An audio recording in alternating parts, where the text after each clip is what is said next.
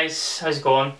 This is going to be a review, as you can see, of the Texas Chainsaw Massacre: The Next Generation. I'm going to be doing a few reviews over the next couple of weeks of horror movies, you know, since coming up to the Halloween season, Halloween holiday.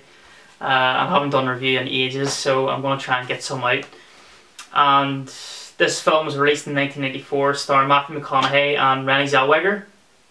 Written and directed by Kim Henkel, the guy who wrote the original Texas Chainsaw Massacre, so he's coming back to do this one. And this was when Matthew McConaughey and Renée Zellweger done this film. They weren't known, but a couple of years later, in 1986, breakout roles in A Time to Kill and Jerry Maguire. So this film lay on the shelf until 1997, and when they tried to release it in 1997, these two were big massive stars, and you know, it caused a whole riot between the distributors and their agents, and you know, it just went straight to VHS back in the day. Basically, the story is four teenagers. At the start of the movie, they're at prom and they go out, they get in the car, go out to the woods, crash their car, get lost in the woods, and then they all end up in the house where Filmer lives. Matthew McConaughey plays a psychopath. Leatherface, W.E.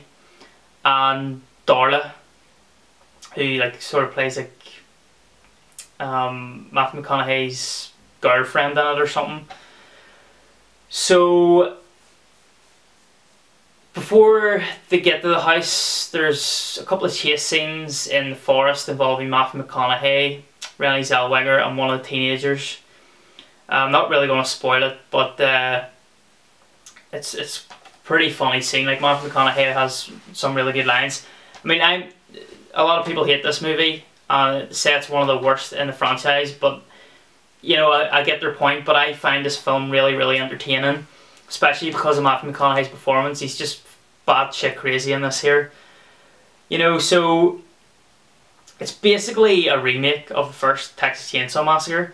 We find out Matthew McConaughey has like this battery operated leg, and he's using remote controls to like work his leg and stuff. It's really weird. And yeah, so the other two teenagers, Heather, she basically gets beaten up a bit and thrown in a box and hung on a hook. She's like sort of lying about most of the film, doesn't have really much to do. Didn't like her character anyway. And then you've got Barry, the sort of like jock one. He gets the hammer over the head like Kirk in the first one. His character's a bit of a dick as well. And then the other guy, Renée Zellweger's boyfriend, he gets killed at the start by Matthew McConaughey. He gets run over by a pickup truck. And then we've got, you know, Renée Zellweger. She's basically the lead girl who is in the house just getting terrorized by these people. Matthew McConaughey I really, really do enjoy his performances, and this, as I was saying, it's just batshit crazy. He's just screaming and spitting and just doing crazy stuff to Renée Zellweger's character.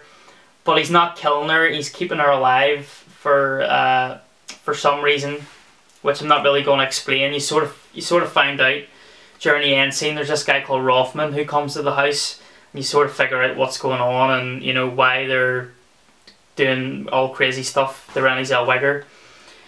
Leatherface isn't great in it. He's just basically a cross-dresser. He does more cross-dressing in this one than any other Texas Chainsaw Massacre.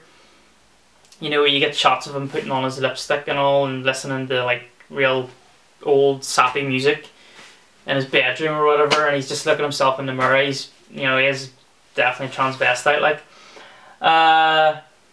Basically, yeah, Leatherface is just screaming the whole way through the movie, and yeah, basically screaming and moaning the whole way through. Especially the very, you know, the very beginning where he's in the house, he's just screaming at Heather and doing crazy stuff, and then he hangs her on the hook. And then you've got W.E. He's another side character. He doesn't really do much in it. He just quotes like Shakespeare and stuff, and you know, anytime you see him, he's just quoting stuff off books and literature and stuff like that. And then oh god, what do you call her? Yeah, Darla.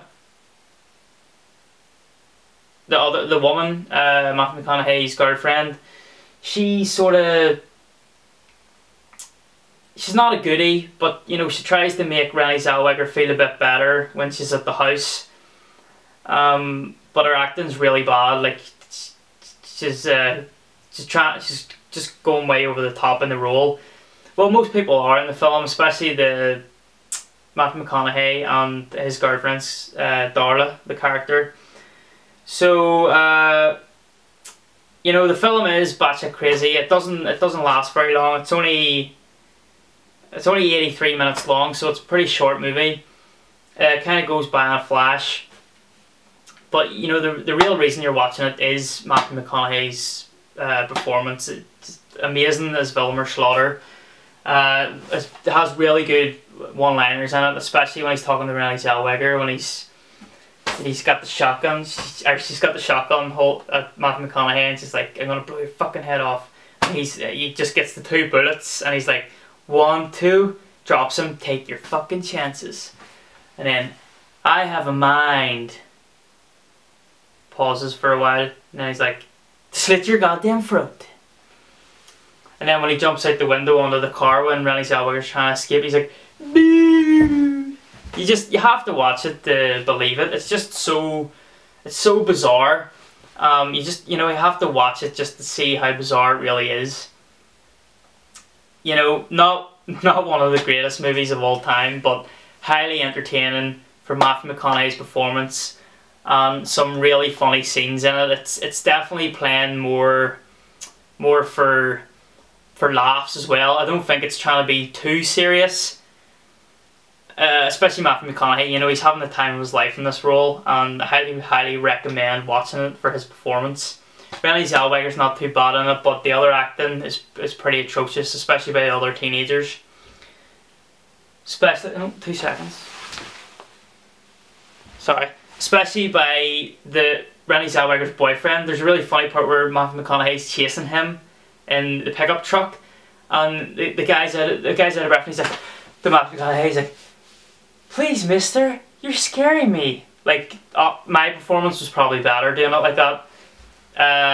But yeah, guys, so on that note, I'm going to rate it. I'm going to give it a 6.5 out of 10. It's not the best movie, but it's highly entertaining. Matthew McConaughey's brilliant.